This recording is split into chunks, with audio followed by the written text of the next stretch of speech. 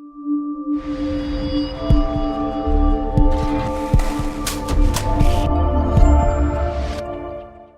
right, welcome to our tutorial today. We're talking about all things arrows, okay? I want to show you how I use arrows and some of the things that are built into this feature.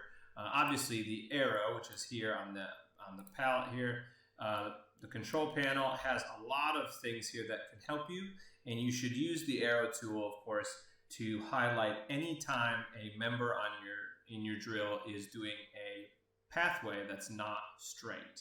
So there's a couple ways to do this and some really easy, quick hacks as well that can help you. Let's say, for instance, this circle here is going to do a rotation.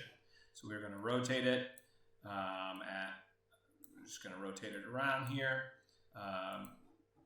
a good 90 degrees. And so now we've got that. But of course, we have to animate that. We have to show in our writing that the performer should follow around the form. They shouldn't take a straight path because if they did, it would close down and open up, and that's not the look we're going for. So in the past, I would have used the arrow tool, and then I would have done a curved arrow, and then just kind of done this type thing. Make sure all the performers come around. I would probably do this to show that this person at the top rotated that far, and then you write in your notes, rotate clockwise and that sort of thing. But there's a better way to do that. You can delete that arrow. You could highlight one member, or at each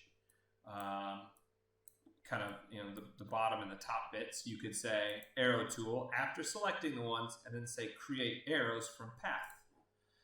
Okay to create directional arrows from the 4 selected performers, yes. And then you get this kind of look, which has an arrow that goes through the form.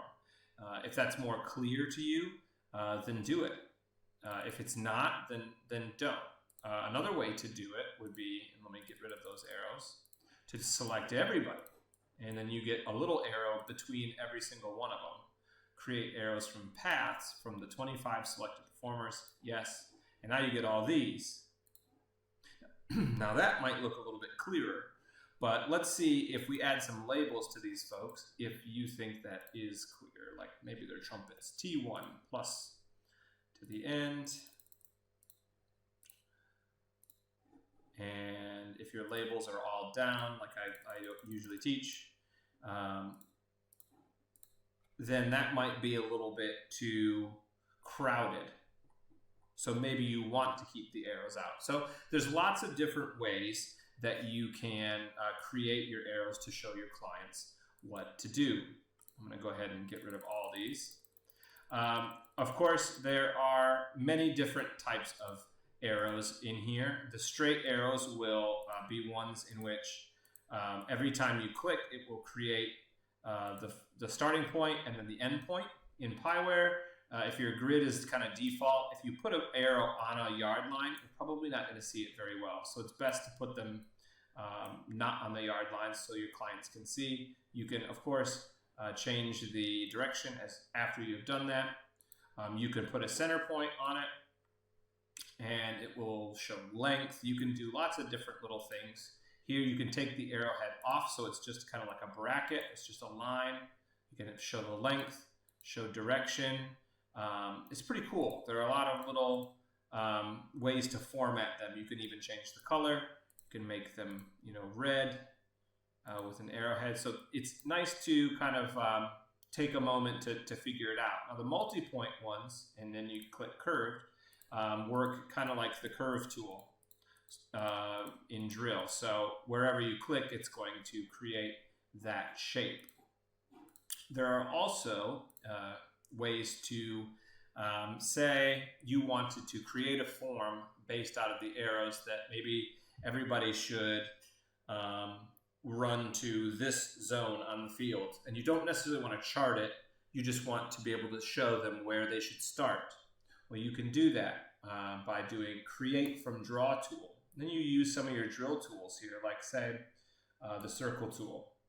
So maybe I wanted all of these people to run to the 50-yard line center circle from over here on the 30. So they should all start out really compact down here and run to there. If I didn't want to animate it, I guess. But just trying to put a hypothetical out there. Sometimes it's good, or maybe you're just wanting to put a spot where they all have to throw a prop or something that you don't necessarily need to chart.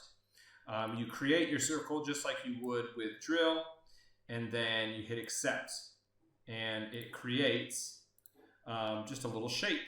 And that's a way to create shapes, without having to go and do too much. There's arcs. There are the draw tool, which can work really well if you wanted to do like a square.